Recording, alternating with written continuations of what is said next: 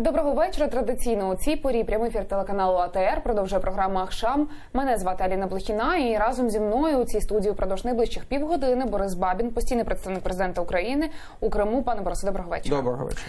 Ми з вами говорили перед ефіром, з цього хотілося б розпочати нашу розмову. За 2 дні, 17 березня, буде 7 місяців, як ви обіймаєте цю посаду. І хотілося б, звичайно, запитати, що, на ваш погляд, було зроблено ключового за цей час з представництвом і вами, зокрема? Ключове – внутрішня робота. Ми запустили орган. От сьогодні буквально пройшли останні конкурси на посади. Це був, на жаль, тривалий процес, але ми маємо дотримуватись законодавства України про державну службу. Усі посади зайняті. Ми працюємо. У нас є люди в Києві, сформований київський офіс нашого представництва.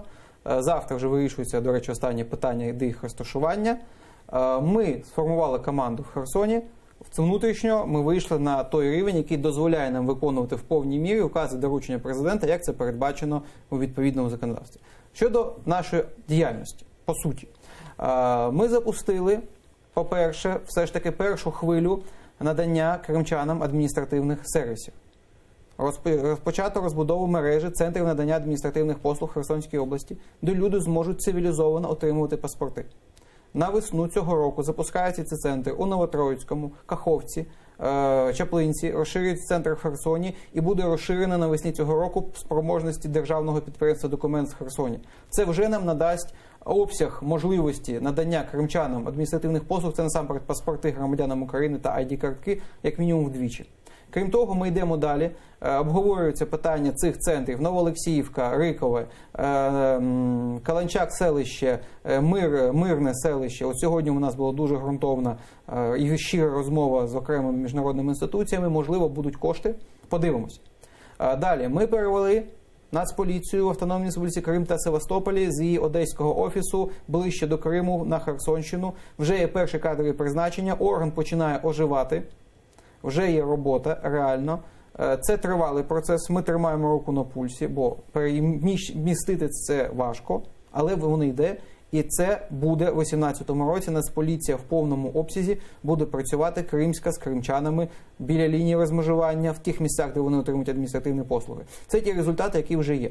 На сьогодні у нас є величезне завдання щодо організації цивілізованого транспортного сполучення з окупованими територіями. Це легальні автомобільні перевезення до пунктів пропуску Каланчак та Чонгар і залізничне перевезення до станції Вадим, яке ми зараз запускаємо.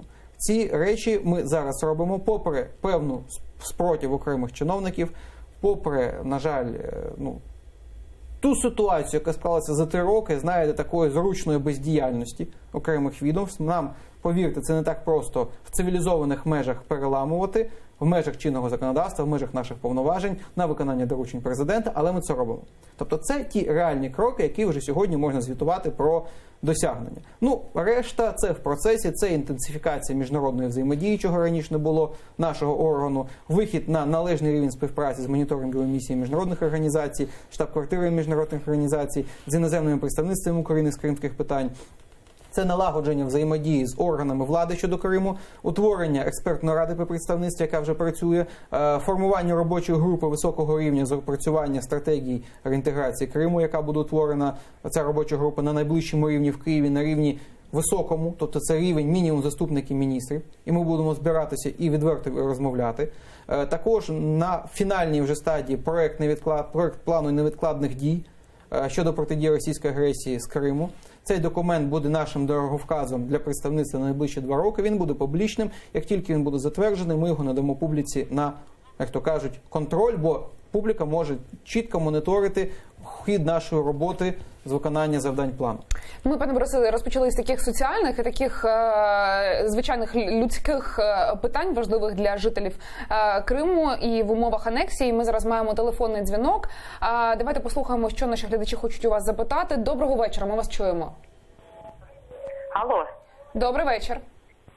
Добрый вечер. У меня такой вопрос. Моему сыну 17 лет. И мы хотим приехать сделать украинский паспорт. И вот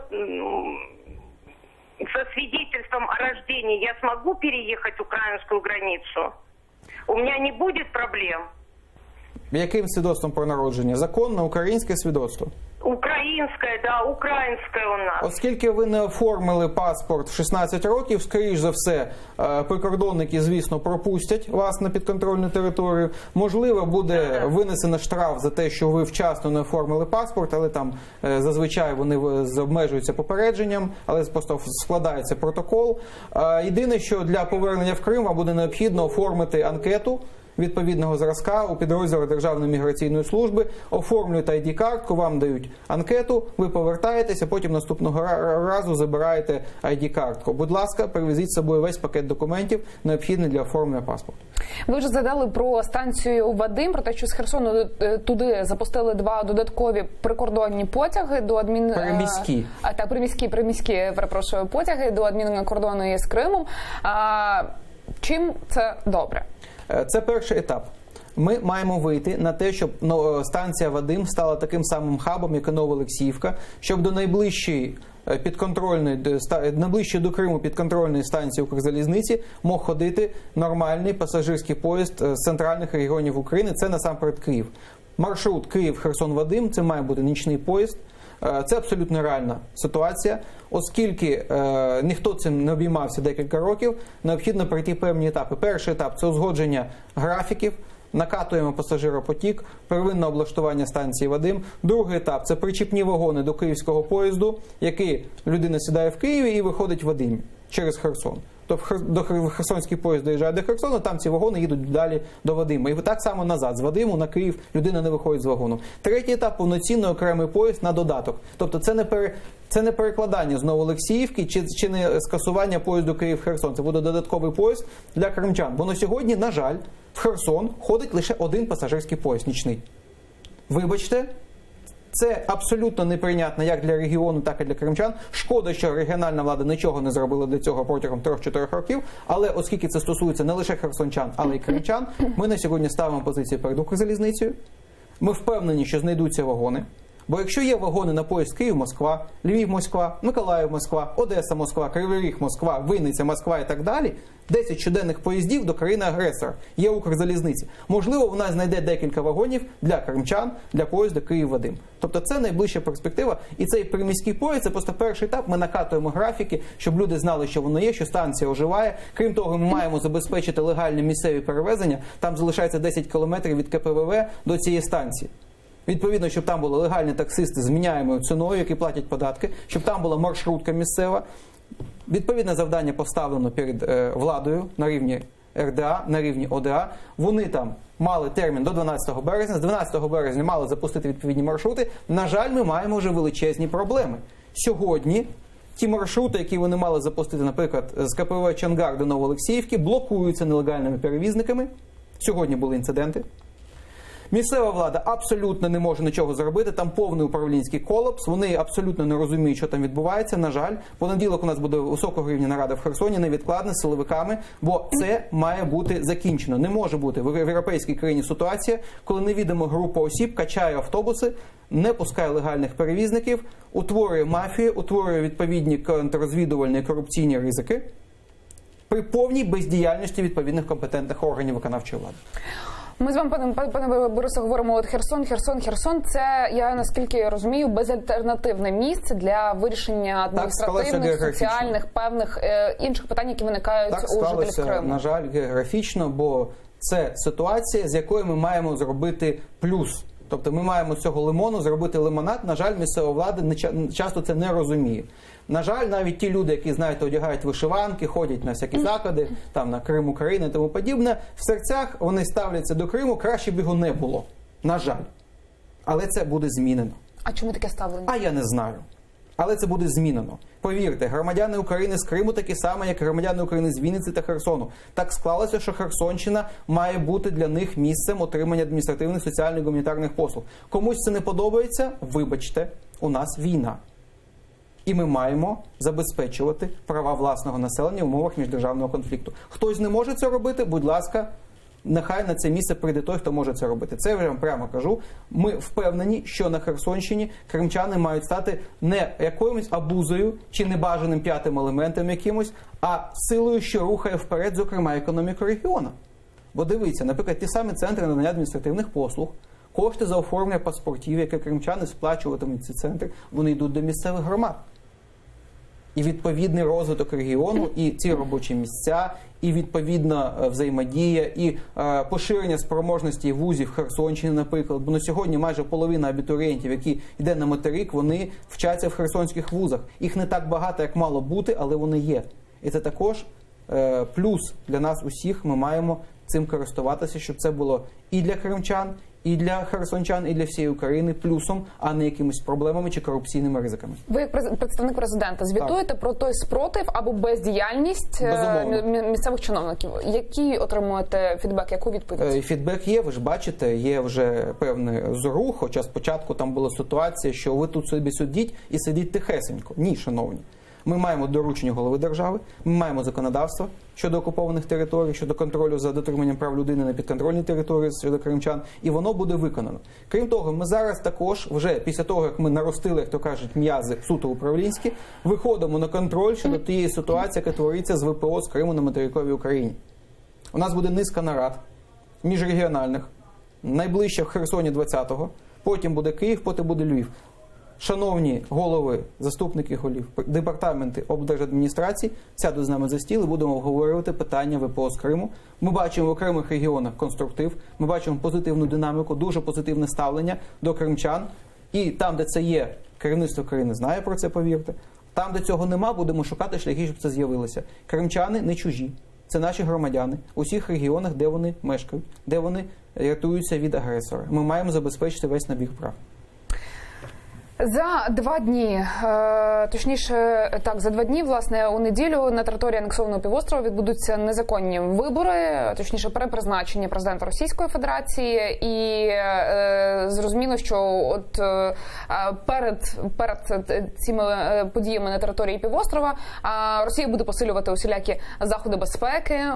Я думаю, що і ФСБ, і усі силові структури Кремля будуть активно спостерігати за тим, як це все буде відбуватися на території Криму. Чи стикалися б ви вже з якимись проблемами, які виникали на кордоні останніми днями, впродовж цього тижня? Тому що цього тижня так само Володимир Путін поїхав у Крим із своєю передвиборною, вочевидь, кампанією. На сьогодні ми бачимо ситуацію, коли їм дуже потрібно зробити картинку. Картинку того, що кримчани нібито голосують. До речі, дуже важливо є той факт, скільки людей реально прийде на цей фейковий захід. Бо реальну цифру виборців будуть знати і в Києві, і в Москві, і в Вашингтоні, і в Брюсселі. Чим менше буде ця цифра, тим, як то кажуть, будуть рішучими дії наших зарубіжних партнерів. Тому я принагідно закликаю усіх громадян України зробити вірний вибір і не брати в цьому ніякої участі. Це найкращий варіант дій, повірте. Якщо людина не йде на вибори, тиснути на неї дуже важко. Якщо вона туди вже прийшла, що б вона там не робила, вона, як то кажуть, вже зробила цей перший крок до пастки. Я закликаю тих осіб, які були змушені стати членами виборчих комісій, всіляко ухилятися від участі в цьому. Повірте, це можливо. І ті ризики, з якими ви стикнетеся після того, як ваші прізвища попадуть в відповідні протоколи, величезні. Це кримінальна відповідальність для голів, секретарів, заступників голів цих комісій. Це величезні кримінальні терміни на материковій частині України. І, повірте, це буде і після деокупації, ці люди будуть притягнуті до кримінальної відповідальності. Тому краще 10 разів подумати сьогодні і не обрікати себе на відповідні проблеми. Повірте, це не так складно зробити. Репресії будуть потім. На жаль, ми очікуємо хвилю репресій вже після так званого голосування. Після того, як вони побачать ці всі результати, зроблять собі картинку. І незважаючи від стану справ, вони вже запланували дуже погані речі. Ми про це знаємо. Ми до цієї теми обов'язково повернемося. У нас є ще один телефонний дзвінок від наших глядачів. Доброго вечора, ми вас слухаємо. Добрий вечір, мене звати Олександр. Я вам телефоную з Хмельницької області. У мене молодший брат живе в Криму, недалеко від Армянська. І в мене таке питання, чи зможе він приїхати сюди на Хмельниччину, так як він тут проживав раніше, на могилу до мами, тому що паспорт в нього є і український, і російський. І от в нього така затримка, він каже, я боюся, що щоб мене не затримали, каже, на українській границі. От в мене таке питання, чи зможе він приїхати як то кажуть, додому, до рідної хати, щоб хоч на могилу побачити, що мама похована. Він 7 років на нас маму не поховали, і він не зміг приїхати на похорон. Я ще одним словом. Дякую, пане Олександре. Зараз почуємо відповідь пана Бориса. Прошу. Усі громадяни України, незалежно від місця проживання, мають право перетинати лінію розмежування з окупованими територіями. Якщо у людини є паспорт України і він є чинним, тут взагалі ніякої проблеми немає.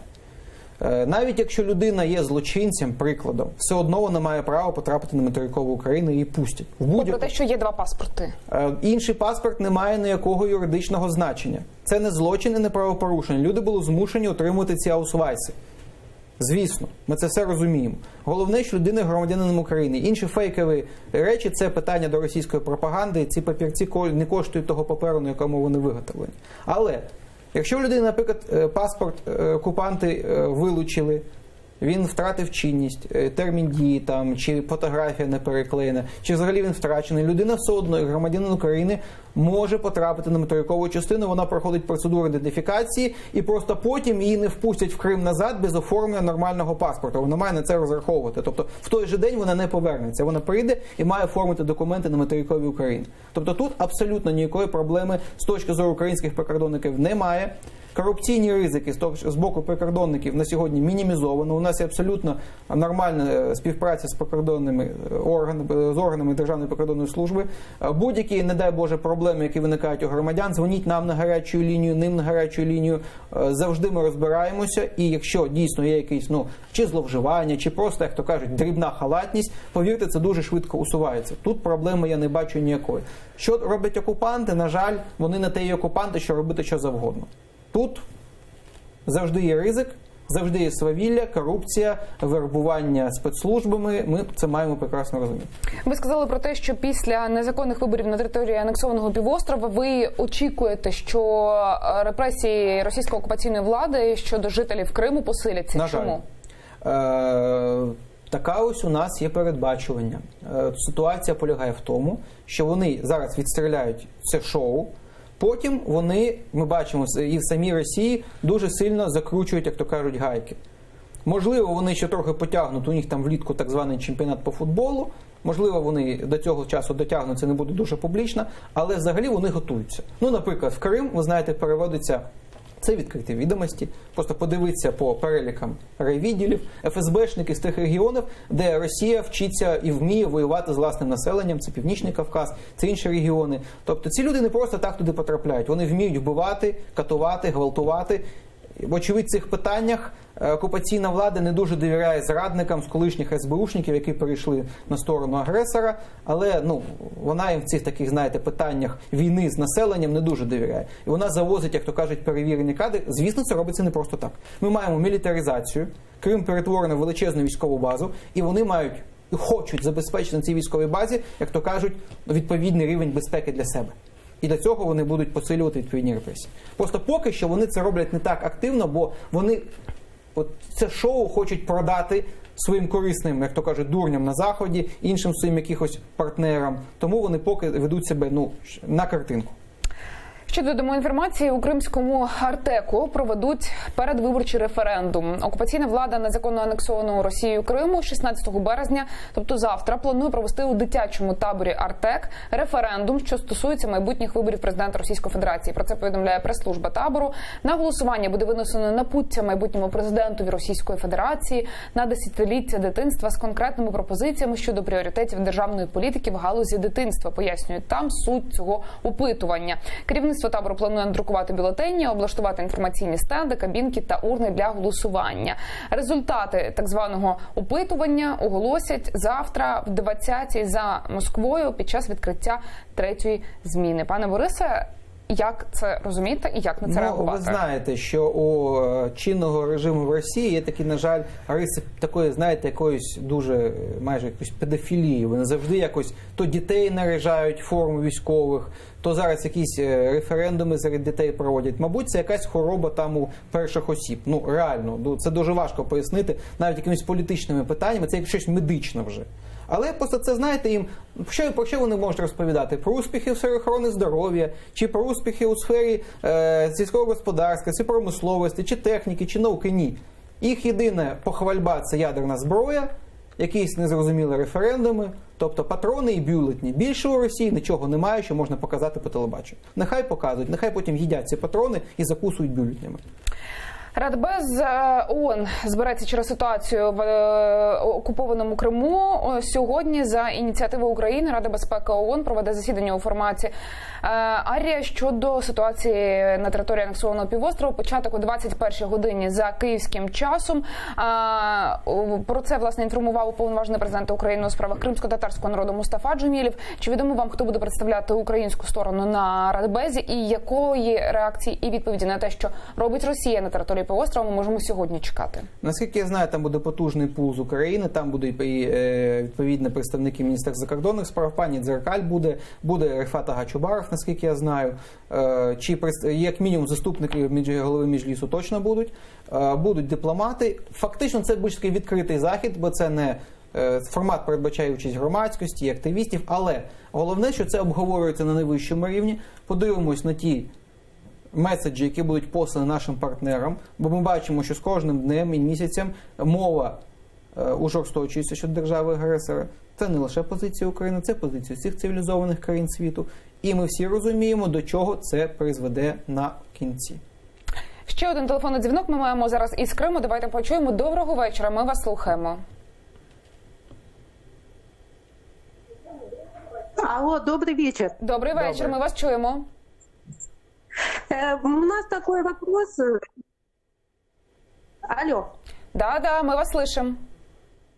У нас такой вопрос. У нас возникла проблема с получением паспорта, украинского паспорта ребенку. Из Крыма мы. Получается, дело в том, что мы обратились в Крымсоц. Спасибо ребятам, они нам помогали. У нас при переводе российских паспортов, ну то есть при союзе на украинские,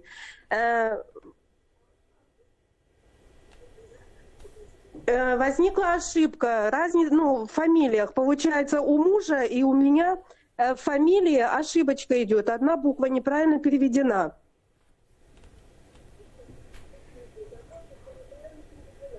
Из-за этого у нас возникла проблема. Мы обратились в Крымсоц, сдали все необходимые документы. Нам был назначен суд на февраль месяц.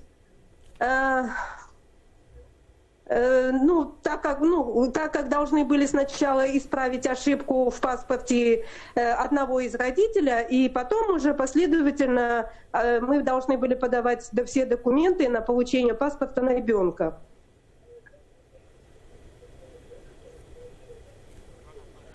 Но возникла проблема, как нам объяснили с Крымсоц, тот человек, который занимался нашими документами, уволился. Це буває з правозахисниками. Так, я дуже перепрошую, у нас обмежений ефірний час. Ми зрозуміли, що ви хочете оформити український Звертайтеся до державних паспорт. органів, шановні. Якщо звертайтеся до представництва з вашими проблемами, у нас є служба звернення з роботи з громадянами кожен будній день. Будь ласка, приїжджайте до Херсону і звертайтеся. Можна скайпом, можна e-mailом. Опишіть вашу ситуацію, скани документів, скани звернення на наш e-mail і будемо працювати. Ми державний орган. Якщо у нас хтось звільняється, повірте, він звільняється не справами людей. І у нас люди несуть відповідальність за те, що вони роблять, на відміну від громадських організацій. Пане Борисе, у нас буквально хвилина залишається до кінця ефіру, і оскільки нас чують у Криму, хотілося б, щоб ви сказали коротко свою позицію щодо того, що відбуватиметься там 18 березня. Чому не потрібно жителям Криму йти на вибори? Як я вже казав, кожна людина, яка не піде на цей фарс, це людина, яка голосує за Україну, це людина, яка голосує за цивілізований розвиток півострова, це людина, яка голосує, зокрема, за права кримськотатарського народу, які грубо нехтуються окупантам, це люди всіх національностей, які голосують за мир. Бо сьогодні ми бачимо це шоу, коли той людина, яка хоче переоднозначити себе через фейкові вибори, хоче фактично знищити світ в умовах ядерної гонки.